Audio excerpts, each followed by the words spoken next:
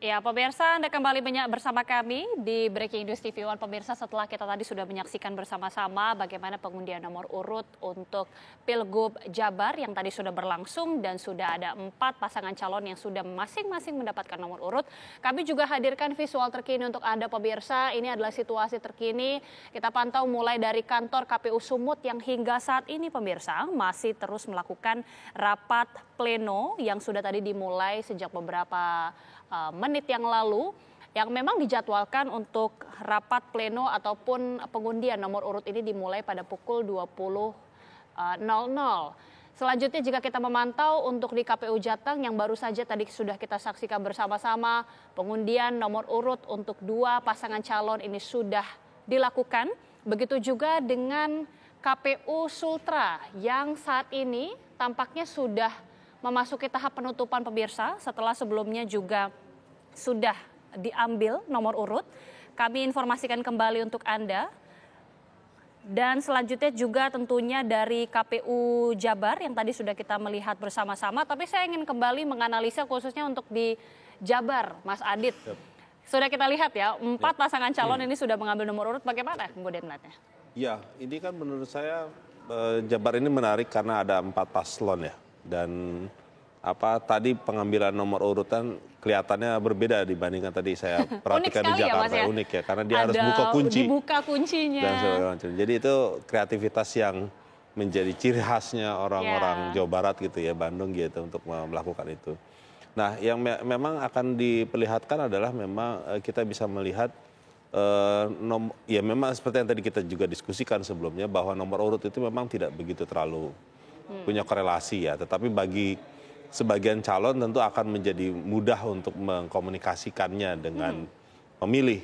Kalau misalkan angka 1 akan mudah hanya tunjuk gitu ya, tapi kalau misalkan angka 2 mudah gitu, tapi kalau angka 4 mungkin agak. Berarti semakin buncit semakin susah dong itulah untuk yang mengkampanyekannya. Makanya itu yang kemudian bagi para paslon ini menjadi penting untuk mendapatkan angka yang baik. Tapi kadang-kadang itu juga yang menjadi perlu untuk diperbincangkan adalah soal figur dan juga program.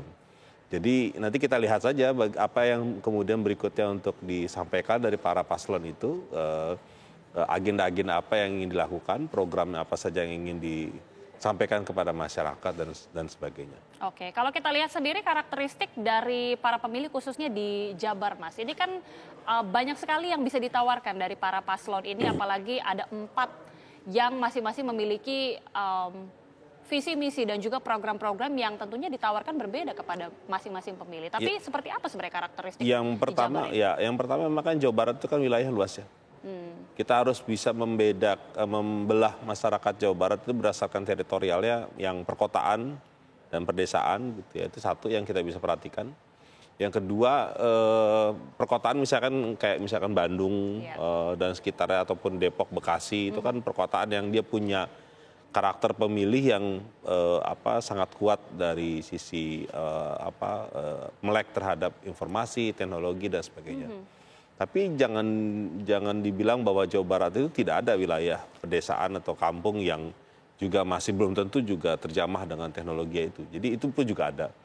Nah, itu satu hal. Nah, hal yang kedua adalah yang harus dibedakan, ada juga daerah Jawa Barat yang dekat dengan pegunungan dan juga dekat dengan pantai, gitu ya. Karena Jawa Barat itu kan cukup besar gitu. Dan juga pada sisi yang lain yang perbatasan dengan Jawa Tengah gitu ya. Nah, itu yang menurut saya hal-hal itu kelihatannya diperhatikan oleh para paslon dan ketika dia harus memutuskan pasangan-pasangan ataupun memutuskan calon itu berasal dari mana. Sebagai contoh misalkan ketika kita bicara soal kenapa Deddy Mulyadi memang kan karakter yang sangat kuat itu yang berasal dari aspek kebudayaan yang di daerah Purwakarta dan sebagainya. Terus kemudian kenapa kemudian harus Ilham Habibie ya, karena memang aspek perkotaan yang juga diperkuat juga aspek itu. Meskipun di situ diperkuat juga dengan Pak Saihu yang juga santri dan segala macam. Nah, itu yang menurut saya menjadi karakter yang dipertimbangkan oleh para paslon. Gitu. Dan juga partai politik. Yang tentunya kita ketahui masing-masing paslon ini saling berebut untuk mendapatkan dukungan dari masing-masing wilayah yang memiliki karakteristik yang berbeda tentunya. Betul. Harapannya demikian. Sehingga kemudian ada memang daerah atau potensi wilayah di Jawa Barat yang punya kekuatan di mana sisi religiositas masyarakat itu sangat kuat. Nah itu yang kemudian yang menjadi sasaran yang ingin disampaikan. Atau ada juga mungkin masyarakat yang memang suka dengan artis gitu ya.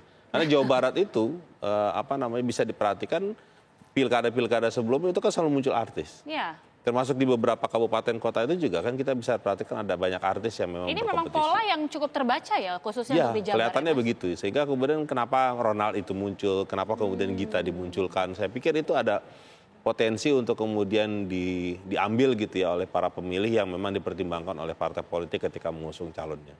Oke, kita saksikan bersama-sama pemirsa, ini dia yang saat ini sedang berlangsung di KPU Jabar. Pemirsa, kami informasikan sekali lagi untuk pengundian nomor urut khususnya Pilgub Jabar, nomor urut 1 yang merupakan pasangan Acep Adang Ruhyat, Gitalis Dwi Natarina oleh PKB. Selanjutnya untuk nomor urut 2 adalah JJ Wiradinata Ronald Surapraja dari PDI Perjuangan. Berikutnya untuk nomor urut 3 adalah Ahmad Syaiqo Ilham Akbar Habibi yang diusung oleh Partai Nasdem, PKS, dan P3. Dan kemudian nomor urut 4 Deddy Mulyadi Erwan Setiawan yang kemudian diusung oleh Kim, Partai Golkar, Gerindra, PAN, Demokrat, PSI, Partai Buruh, Perindo, Gelora, PBB, Garuda, dan juga PKN. Selain itu juga tadi jika kita memantau bersama pemirsa, yaitu dari pengundian nomor urut untuk Sultra. Tadi sudah kita dapatkan informasi terbaru pemirsa, untuk nomor urut 1 adalah Ruksamin LM Syafei Kahar. Berikutnya untuk nomor urut 2 adalah Andi Sumange Ruka Hugua. Nomor urut 3 jatuh kepada Lukman Abu Nawas Laode Ida. Selanjutnya untuk nomor urut 4 adalah Tina Nur Alam LM Iksan Tauhid Ridwan. Selanjutnya tentunya tadi Jawa Tengah juga sudah kita pantau dan masih terus kita pantau adalah Sumatera Utara. Sesaat lagi pemirsa kita akan terus memantau, tetaplah bersama kami di Breaking News TV One.